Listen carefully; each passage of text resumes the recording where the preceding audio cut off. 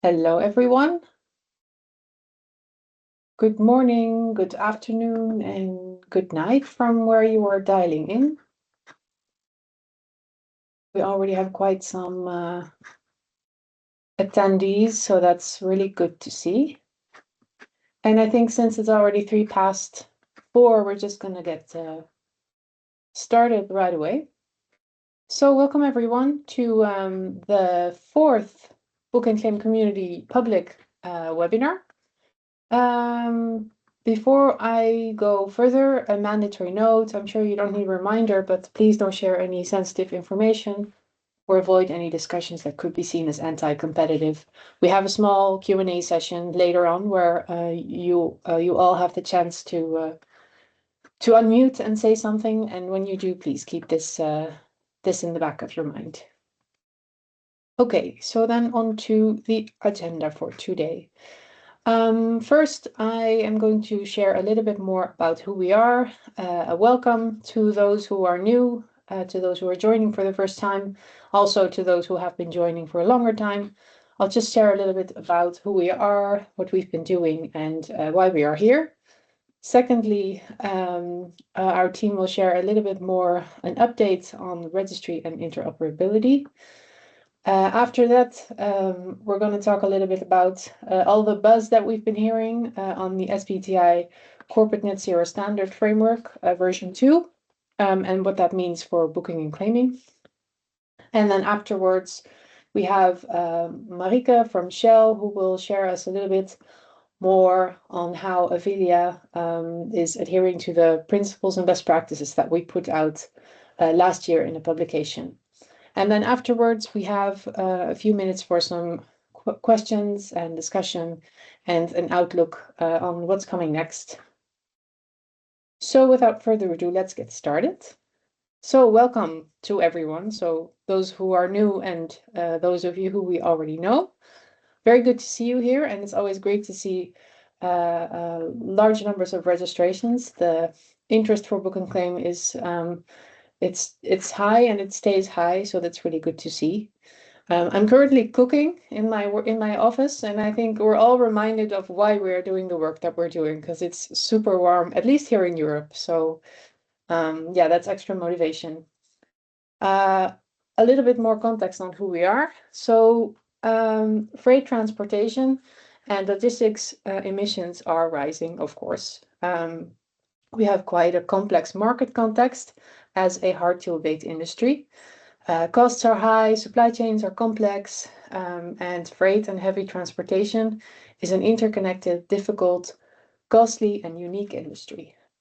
So many different types of organizations and different types of challenges are come together in this space, and that's where we as the community come in. So we want to be a central hub for this space to reduce duplication, to help develop high quality approaches to book and claim. And in this community, we're tackling issues like long supply chains, transparency issues, data issues, and the variety of actors in the ecosystem. So our founding was rooted in breaking down barriers, in the belief that everyone should be able to access high quality book and claim practices. And we want to be a multimodal space to increase decarbonization levers, services, and solutions. Whether you are a beginner or new to the community, we all help each other and we're here as a community. So a little bit more on what we do. First of all, good to mention is the Book and Claim Community Secretariat consists of Smart Freight Center and RSB, so we're hosting the webinar today, and we are in regular contact with our advisory board, who is a group of experienced or companies that are advising us on which direction to take when it comes to book and claim, all the things that we do really. And so here you see a little bit on what we actually do. The quarterly public webinars is quite a big thing. So this is the fourth or the third one or the fourth one, I'm not even sure, of this year. The last one was at Smart Freight Week, which is always very nice to be able to come together in person. This one is virtual, and we'll have a few more coming up later this year, as you see down on the bottom of the screen as well. So the RSB annual conference, and perhaps in Climate Week as well, we're coming together for an event. So another good way to be up to date on what we do is follow us via the newsletter. So here you can click on the latest one and also sign up. I think the next one is scheduled for July. We have 3 working groups currently that are quite technical and that are doing super important work. So the first one is led by my colleague Ajoka, and it's focusing on road book and claim. And they have 3 sub-working groups focusing on EV, on liquid and gaseous fuels, and then also on certification and registries. Then, secondly, we have our aviation additionality white paper, which is led by Gabriel, and it's a small group of experts working on when does something count as additionality within aviation. And the third one is the registry and interoperability working group, which is always a word I cannot pronounce, but we'll have an update later by my colleague Max on that. And then thirdly, what we also do a lot is community reviews. So for those of you who are very active in the space, you might have seen the request for information pass by the it was GHGP protocol on the actions and market instruments. And what we also do is we try to respond as the book and claim community. So we go into the drafts and the documents and we give our feedback from a book and claim perspective. So that's what we do. And if you want to be actively engaged, reach out to us, because we're always looking for people to join our working groups or just to have a chat on how you can move further in your book and claim journey. And these are some resources on visit our website, email us, the newsletter, as I said. The principles and best practices is a document that we put out last year. And later in this webinar, Marike will share a little bit about how to apply these principles in real life and how they did that for Avelia. And then we have a good educational page on our website as well. I think that was me for now, and handing over to Max. Thank you, Maaike, and welcome everyone to today's webinar. Yeah, you most likely heard about already book and claim registries, and also interoperability has been used in quite a few conversations recently. And it's a very important matter to make sure that the systems and the approaches we develop in book and claim remain credible. Double counting is something that is used quite a few times, and especially about double issuance is a challenge to tackle these days, because what is needed to identify double issuance is registries or systems linking to each other. We have started on this journey quite early, and I'm here today to give you a bit of an update on what has been done so far in the past and where we are today and what's coming next. All right, so first of all, why do we do this, and why is it so challenging? Well, the first thing is fragmentation. Data is dispersed across various organizations or systems without standardization or connection, and leading to inconsistencies and inefficiencies. Then also there are the silos, working in isolated systems that do not communicate with each other, hindering collaboration. There's accessibility, which is another challenge. So limited data due to technical, legal, or commercial constraints that make it very difficult for stakeholders to retrieve or contribute information. We have the visibility, redundancy in data collection efforts across initiatives, leading to data collection fatigue. I think this is something we heard many times, that sometimes it's just too much administrative effort to do things correctly. And then capacity, limited infrastructure, expertise, or varying organizational resources hinder the implementation and maintenance of advanced data systems. So these are quite some, tricky challenges to manage when rolling out an interoperability solution to, at least initially, try to identify double issues. When researching the topic, I came across this graph from the International Trade Center, and I think this is a really good illustration on how an interoperable data solution needs to be implemented. So as you can see on the left, there are three main categories. So it's developing and contributing to data models, developing and trialing APIs for data sharing, and then verifying and validating data through best practices. And what they have put then on the right-hand side, next to these three main pillars, are different stages. So you start actually in the light blue areas to roll out a solution, and then move towards the darker blue areas to sophisticate the system. So what we need to do in terms of data models, we need to review and comment first. So what is needed in terms of data points, then trialing APIs, share minimal data initially. So do not go too far and make it too complex, right? You want to go in small incremental steps, making sure that everyone follows along, and there's also support on what is being built. And then verifying and validating data, participate in pilot program for data validation and traceability. So this is exactly what we are working on in these light blue areas to then ultimately create enough momentum to develop a more sophisticated solution in different phases over time.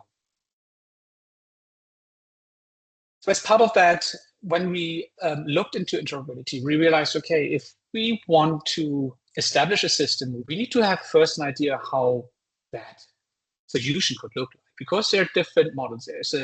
There's a registry consortium approach one could consider, or a master registry approach. And based on these technical approaches, the governance process or framework looks quite different. So what we did is we received from the ICO Innovation Fund a grant to research what would be the best technical solution for enabling registry interoperability. And for this, we created an expert group with different backgrounds, because we wanted to be a bit more holistic than just having, for instance, registry operators in that group. So we invited registry operators and client solutions, industry representing organizations, technical experts, auditors, to really discuss this in a more holistic way, with a broader audience, making sure that what we're evaluating here is also future-proof.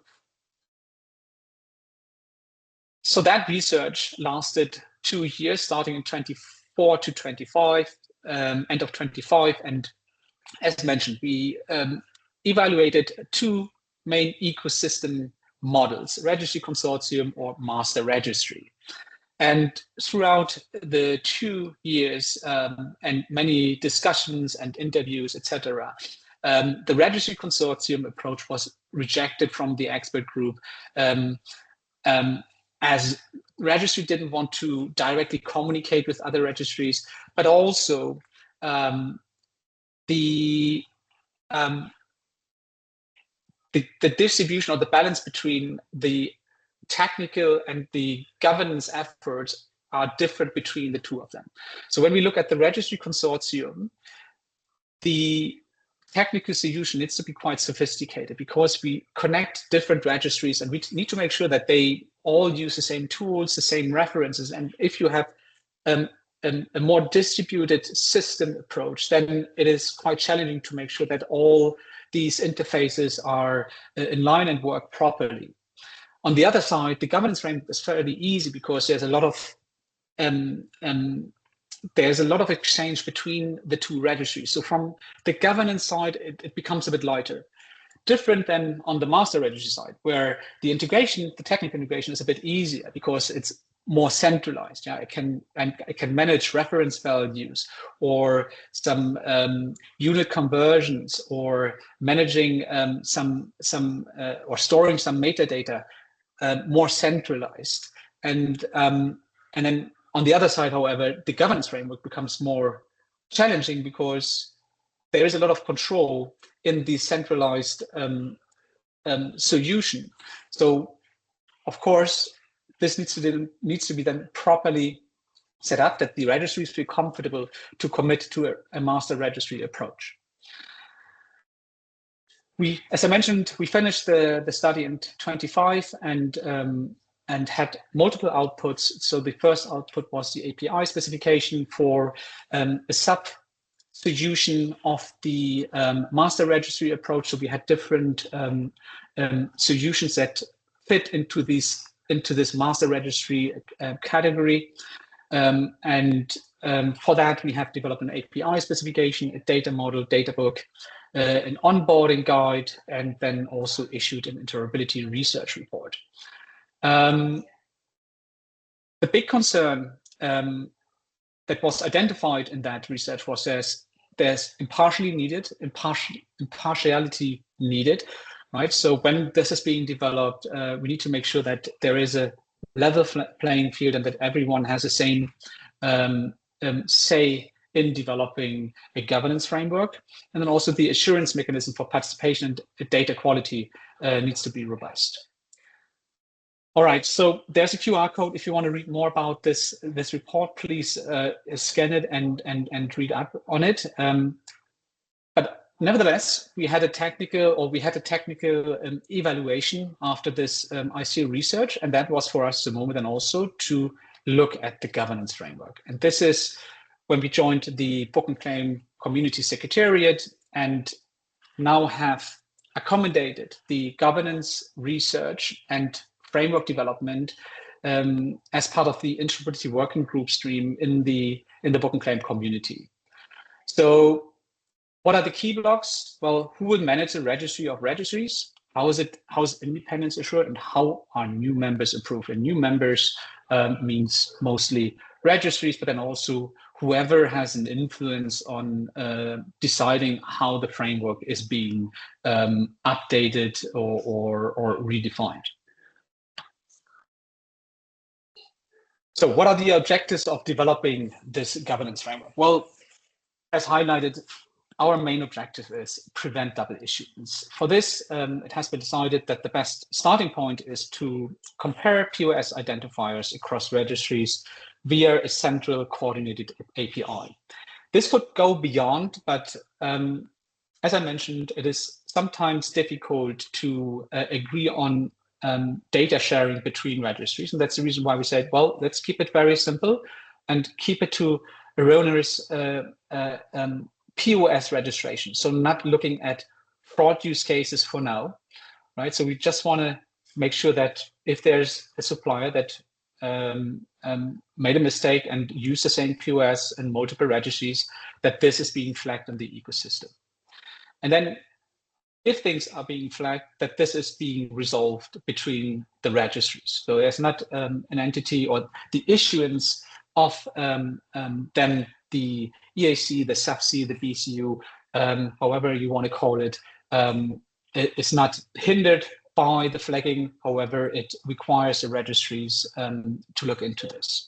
And then also there is a unique interoperability identifier that will be issued with that check. And this unique interoperability identifier is a data container that will store the POS ID, potentially a linked POC ID, and then some other metadata in the beginning. But then this container can be then also used to make this approach system more sophisticated over time, storing other data points the registries have agreed upon to share as part of this double issuance check, and which would allow us then also to go beyond only an ID verification, because an ID could be modified or could be, there could be some slight difference between the ID, which shouldn't happen, but it's more sophisticated to also then look into underlying sustainability and product values of the POS to see if there was potentially any double issuance. Second objective is then establish shared governance, so define common rules, roles, and decision-making thresholds, establish onboarding compliance reviews and allocation procedures, and enable phased transitions from the interoperability working group to formal registry governance committee, right? So the idea is potentially to move then into a setup where every participating registry provides one person that can vote on updates in the framework, for instance. And then preserve, or the third objective, then preserve registry autonomy. So interoperability layer coordinates only, the interoperability layer coordinates only, so there's no replacement of any registry governance. The registry remains system of records through all phases, and no changes to sustainability standards, chain of custody rules, or commercial operations are going to be affected by this framework. This is not the purpose of this framework. So here an overview of the table of content. So this is the just a screenshot of the latest interoperability governance and participation framework. It has two main sections, so the governance and participation sections 1 to 10, but then also a part B, operational and interoperability procedure.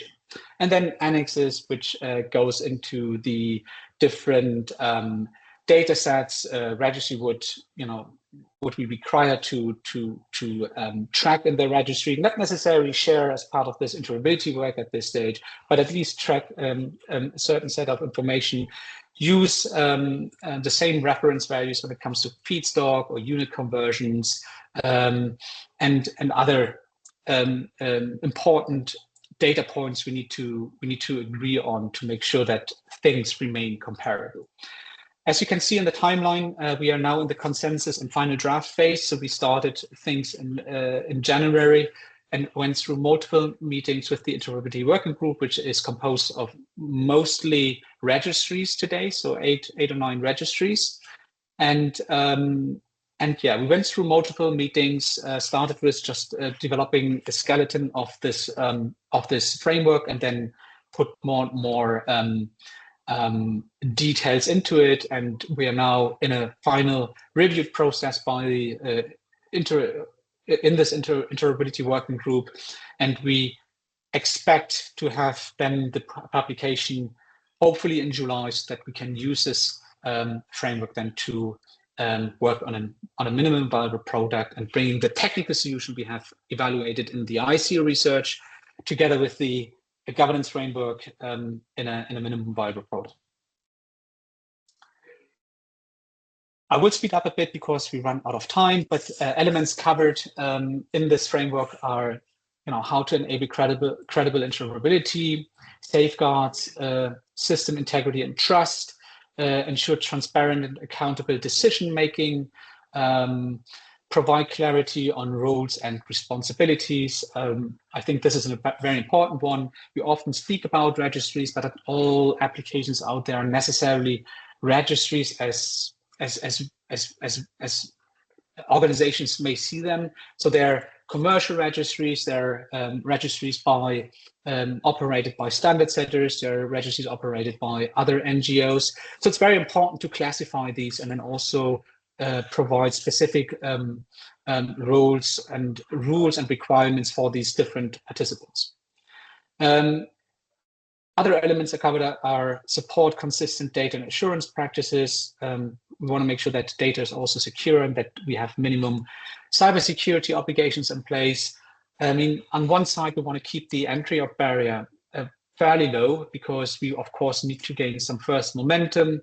But on the other side, also, there's a commitment from registries, and we need to make sure that there is a certain level of protection of these participating registries and a common understanding on what are the minimum requirements.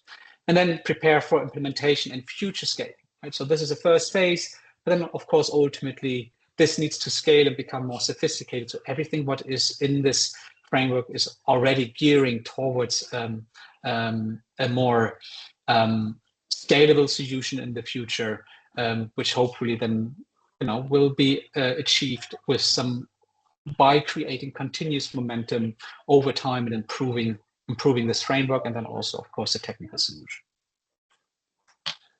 All right, so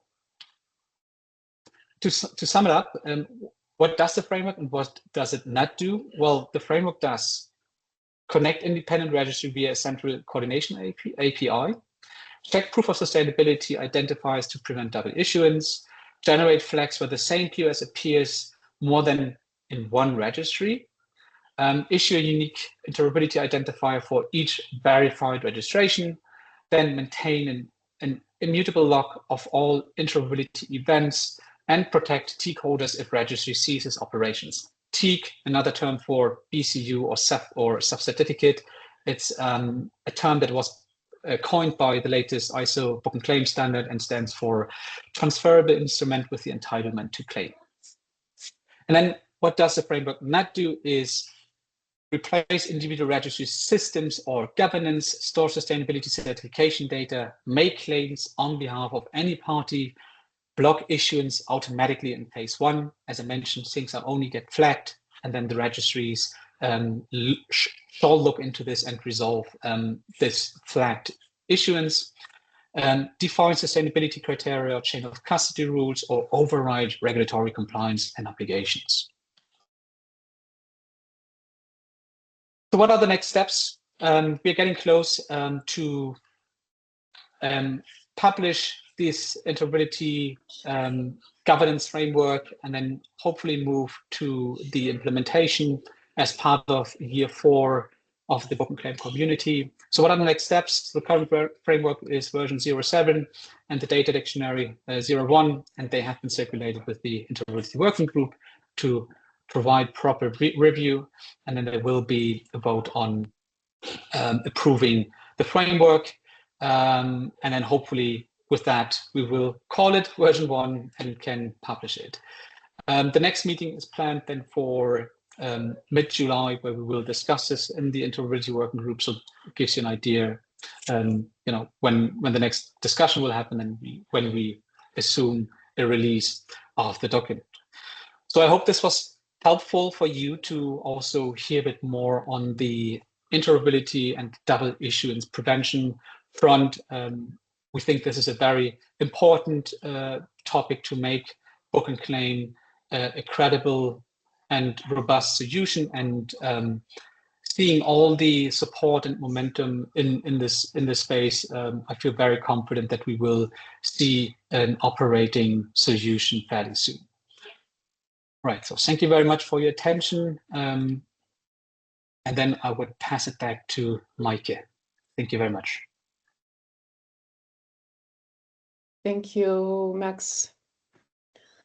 So the next topic on our agenda is SBTi. I want to hand it over to Gabriel. There he goes. Go ahead. Thank you, Maike. And now we take a short dive into the current present of 10 days ago and see where we have touching points between the book and claim, between book and claim and transportation, but also with the between book and claim community and the SBTi Corporate Net-Zero Standard version 2. First of all, several developments come together in the version 2.0 of the Corporate Net-Zero Standard. So first, market-based mechanisms are now explicitly recognized. Second, transport accounting is clearly moving towards well-to-wheel or well-to-wake perspective, which aligns with many transport frameworks and how these methods and frameworks already work, already operate. And third, the standard increasingly focus on value chain collaboration rather than purely company-level action. At the same time, SBTi introduces a series of conditions and safeguards that will shape how book and claim systems can operate. So the key question becomes, where does book and claim fit within this architecture of the SBTi Corporate Net-Zero Standard? And today we try to provide you the first insights after 10 days of reading this document. So let's start to dive into this topic. So the first thing is the most important shift is rather conceptual. Under Corporate Net-Zero Standard 1.0, the focus was overwhelming on the direct physical emission reduction. The second version recognized that some decarbonization activity happens through broader system and markets. This does not mean unlimited acceptance of book and claim and other market-based approaches. It means, or it seems like, that SBTi now sees a role for market-based mechanisms under defined conditions and guardrails, and we will focus on this later on. For the book and claim community, this is a material step forward. Now we have this dual logic of physical inventory and the system level contribution, or a kind of a system level contribution, a kind of market mechanisms where you can account for, because we see this hammer nail thing with the first version, that people try to get everything into the physical inventory, and this causes lots of confusion. And hopefully lots of this confusion is now resolved with a revision to 2.0 of the Corporate Net-Zero Standard.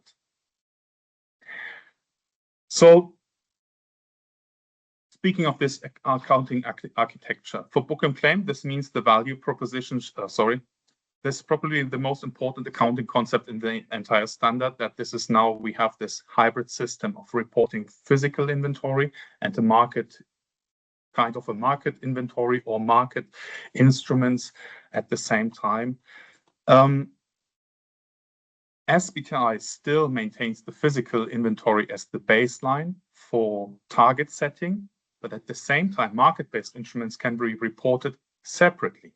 For book and claim, this means the value proposition shifts toward enabling market transformation and system level decarbonization, especially if direct action is still not possible. This should not be seen as a weakness, as it is simply a different accounting architecture, switching to this kind of market-based accounting. So the implication for book and claim is now that book and claim is rather a contribution to the system transition, but book and claim does not directly contribute to lower physical inventory emissions. And this is, a good sign for the book and claim community, especially in transport, because now there's a way to account for action under SBTi target setting. As I said, SBTi still provides guardrails, and the guardrail starts with the prioritization of SBTi. First, always direct action first. Then we have the action within, for example, activity pools, and especially logistic networks, because they are explicitly named as an example of activity pools. So this is, we are here book and claim for a community for heavy transport. And on the lower priority level, we have the sector level action without direct connection to a network or something like that. Then there's a major constraint that the companies must demonstrate that direct action has been assessed, if feasible. Activity pools has been assessed before taking sector level action. The positioning of book and claim is here rather the second and third level of this hierarchy of this prioritization. So the primary application for book and claim is rather activity pool on activity pool level or on the sector level. But still, the practical question becomes, how narrowly or broadly are those systems defined? So is it a narrow definition of activity pools? Is it a broader definition of activity pools? What's the definition of a sector level action, and so on and so forth? Several question marks, but I think we will find a way. I think book and claim community has a good starting point in this discussion. But when a company needs to explain why they could not take direct action, SBTi says you need to assess structural constraints. So when can book and claim be used?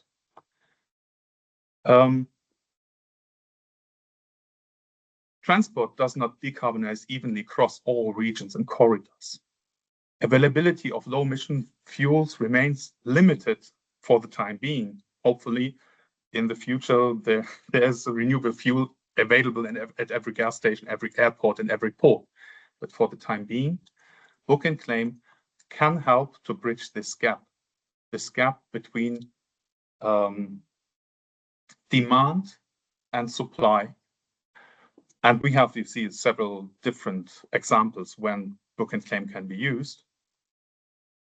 However, the exact definition of structural constraints remains one of the areas that future sector methodologies will need to clarify. What are constraints which are there for a specific mode, for a specific sector, like the transport mode, transport sector. And maybe there are different nuances also in different modes, like aviation, maritime, or trucking. So big question, which is for the time being open, what qualifies as structural constraints? With that, I will hand over to my colleague Jill to present you further constraints of SBTi. Thanks, Gabriel. Hi, everybody. This slide highlights some of the key CENZS to constraints on book and claim. Many of these concepts that are listed here, additionality, temporal alignment, activity matching, are all very well understood within this community. I think the only main area of debate is likely to be the requirement that allocations occur in proportion to the physical flows. So depending on how this is interpreted, it could have significant implications for how book and claim systems operate and scale. And a key concern is whether overly restrictive allocation requirements could weaken the demand signals or reduce the market effectiveness of book and claim. But as with most of CENZS2, the detail will really matter. So the broad direction is positive in this aspect, but the practical implications will depend very much on the implementation guidance that will follow. So talking about integrity and infrastructure, the draft standard places considerable emphasis on things like registry infrastructure, verification, traceability, and the prevention of double counting. And as we know, these are all fundamental principles of credible book and claim, which have been central to many of the discussions that have been going on within this community for a considerable time. But what's particularly interesting in the standard is the recognition of third-party frameworks. So rather than expecting every company to develop its own systems and controls, CENZS2 appears to acknowledge the role that independent standards, certification programs, and registries can play in providing the infrastructure and assurances needed to support market-based claims.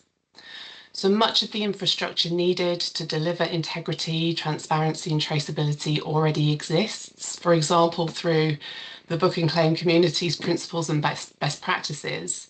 But the challenge is perhaps less about creating entirely new systems and more about demonstrating that the existing systems can satisfy the detailed requirements that will ultimately emerge from the standard. And what does this mean for scaling? So the final point we'd kind of like to touch on in this section is what this might mean for scaling. And the challenge is finding the right balance between integrity and practicality if requirements become too restrictive through narrow activity pools or constrained allocation, or even strict physical linkage requirements, the participation might be limited and the demand signals weakened. Conversely, if the rules provide sufficient flexibility while maintaining clear boundaries and robust governance, then book and claim systems have a greater potential to aggregate demand and support investment. Ultimately, the key question here is not whether integrity is important, but where constraints genuinely improve credibility and where they may unintentionally limit scale.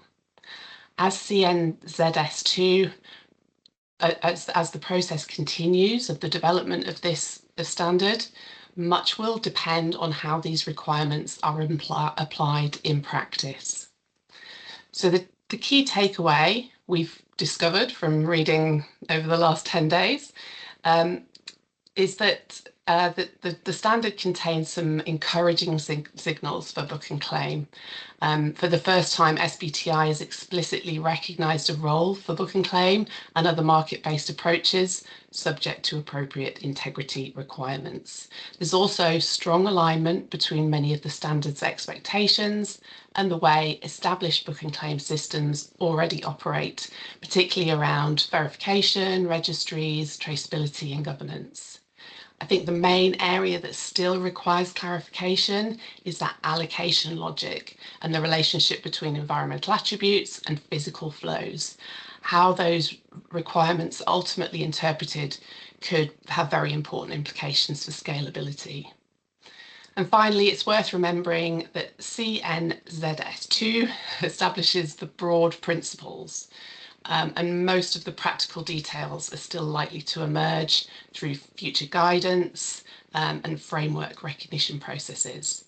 The standards set the direction, but the sector-specific methodologies and any overarching guidance that come out of SBTi will ultimately determine how book and claim is implemented in practice. So with that, I'm going to open up the floor to anybody who wants to share their microphone, share their screen, their camera, and ask any questions of Gabriel and I about the SBTi standard.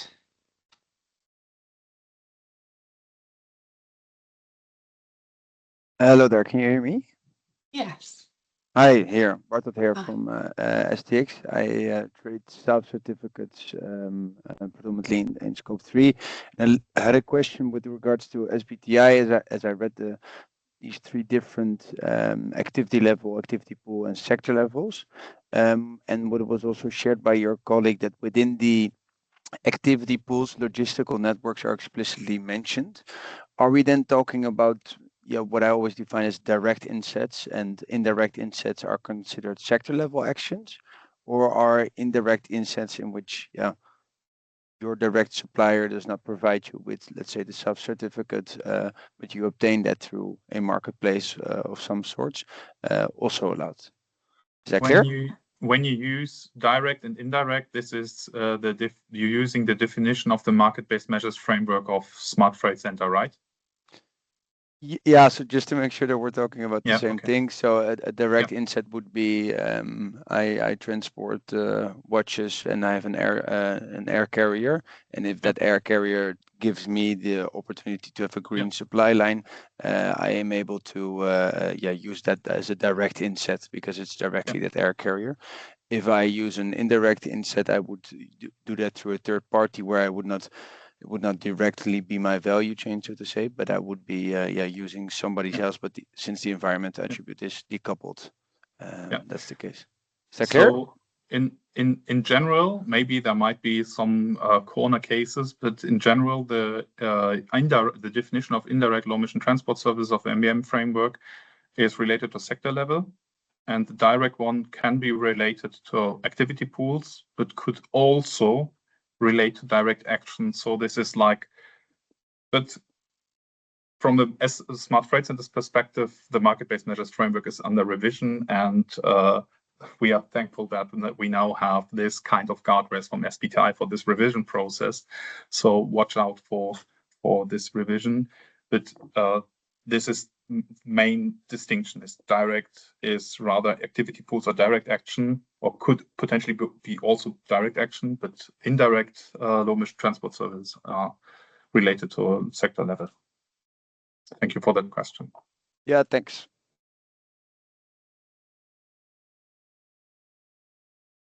Okay, I think one more question, and then for time we also have to move on. I see that Grant Faber also asked a question in the chat, and he's asking if you can elaborate a bit more on allocation logic.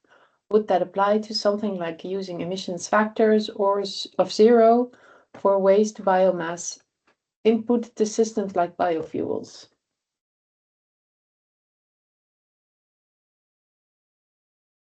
Gabriel, do you want to take this? Sorry, I was just answering the chat. Sorry. No worries. There's a question from Grant. Maybe Grant is live still here. Maybe Grant, do you want to ask your question live yourself? Yeah, sure. Are you able to hear me? Yeah. Yeah. So in terms of the allocation, yeah, I was essentially just asking like how that applies for just I guess what is meant by that when we're talking about that requirement from SBTi. Like, are we talking about that allocation applied for like the underlying LCA that's informing the emissions intensity calculations for these systems? Is SBTi getting to the level of saying, oh, those systems have to use particular like emissions allocation strategies for different co-products? So if you were making some biofuel out of corn stover, is it trying to say that you have to allocate some of the emissions of like growing the corn to that corn stover if you're using that to make a biofuel, or is there some other implication? I can take this if you like, Gabriel. No, I got. Yeah, I just posted in the chat the requirement where we are kind of puzzled about because it's really like it can mean everything and nothing. So we need to figure out what is actually there, because there's something about non-stacking or something like that. But along the processing of a fuel, for example, think of, for example, sustainable aviation fuel. So you have 100% aviation fuel produced at the production site. Then this is blended with up to 50% of SAF in a compliant blend of jet fuel, and then this is delivered to an airport, and it's some kind of dissolved in the airport infrastructure. And then the question is it if I cannot stack it and this should follow the physical flow, then the SAF is diluted in the system. So is it applicable still account for 100%? Maybe the blending ratio of 50%, maybe just the blending, the total mix ratio at the airport. So this is an open question, and I think this is a critical question for book and claim. And we need to get an answer and an interpretation from SBTi, because this is really crucial for book and claim, especially in aviation, but similar situations you may have also in other systems where you have blending shared infrastructure like storage facilities or something like that. So this is a point where we need to keep an eye on.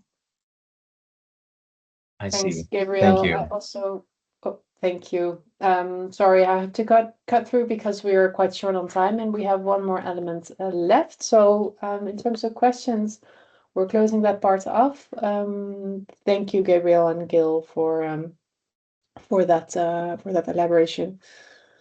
Okay, so next is our case study by Marika Avelia, and if I'm correct, she just took control. So Marika, go ahead. Hi, can you all hear me? Yes. So yeah, thank you all. I just wanted to share a little bit around our journey as Avelia. Avelia is the book and claim platform that we have for SAF, and we were launched in 2022, and it's been quite a journey for us to really look at the implementation of the 11 principles. So I'm working in this team, and my responsibilities are around the carbon accounting, the sort of rule setting, the rule book writing, etc. So therefore, I was closely involved in the implementation of sort of changes to Avelia, and I'm happy to share a bit on our journey. So firstly, let me bring us all back into this 11 principles document, right? So it was actually launched in 2024, sorry, and basically really with a big aim to make a big push to a unified book and claim system, where basically converging all to a similar system, standardize on the minimum requirements needed, which really enables the scaling effect that we all need. And this is super critical, because really, you know, if you look at this unified book and claim system, then and the trust will really come from applying it consistently, then, you know, all of us together collectively can scale soft, for instance. Then, you know, particularly the 11 principles are broken down into like sort of foundational criteria or principles, then core system functionalities, credibility criteria, and sort of how it all functions from a governance perspective. And then there is also one principle that relates to convergence, and collaborating. So yeah, just a little bit of a refresh for everyone, because it might not be so much top of mind. So then I wanted to share a bit in detail. We've worked on different principles that you know, over the years. So as I said, you know, we launched in 2022, and one of the first things that we worked on was working on our assurance program. So we started off with having process assurance, and then we moved into a data verification for all the data that went through since launch for the first time beginning of 24. So that really works at different principles. I put them there just for the highlights. So number 3, really, which is the use of credible registries, where the auditor looks really at the issuance, the transfer, and the retirement of a certificate that's recorded in the registry. Then also this external verification looks at the prevention of double counting. So the auditor looks at, you know, how have you implemented that in your registry. And then also principle 8 is applicable, because it works at looking at the accuracy of data and how that has been basically moved through the registry and the recording of it. So then second, we launched a sort of principle 6, which is multiple distinct claims. So we started off really only in the business travel segment, and then we in 2024 we really went also live for the cargo, where we then have the multiple distinct claims for an LSP and a shipper, for instance.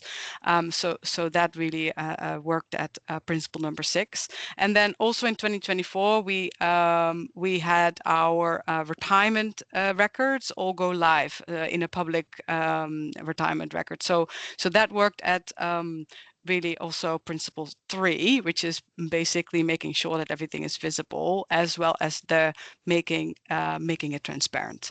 Then in 2025, a few things happened there. We published our rule book. So you know, this again, it works at principle number 3, which is credible registry, and also principle 9, which is all about being transparent about how your system functions, and you know, yeah, the requirements that how the system is set up. Then we worked a bit on the principle 7, which is independent governance.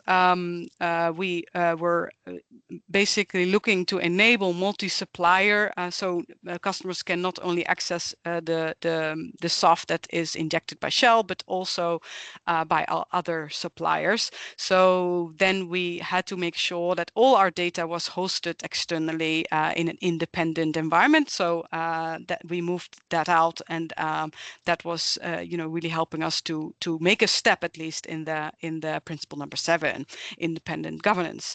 And then in 2026, we basically did the last step, which was going live with the multilateral governance.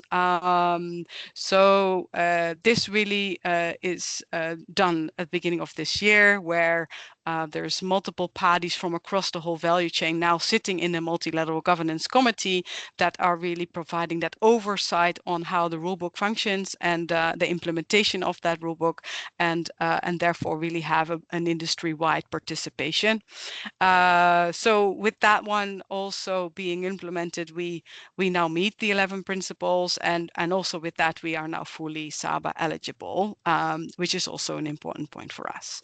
So again, you know, it's kind of been a journey to address different principles over time, to really, you know, from launch to, you know, stronger assurance, stronger controls there, design controls, broaden the governance, and therefore building on the higher integrity, which is really what you know, we're working towards meeting the expectations of the market.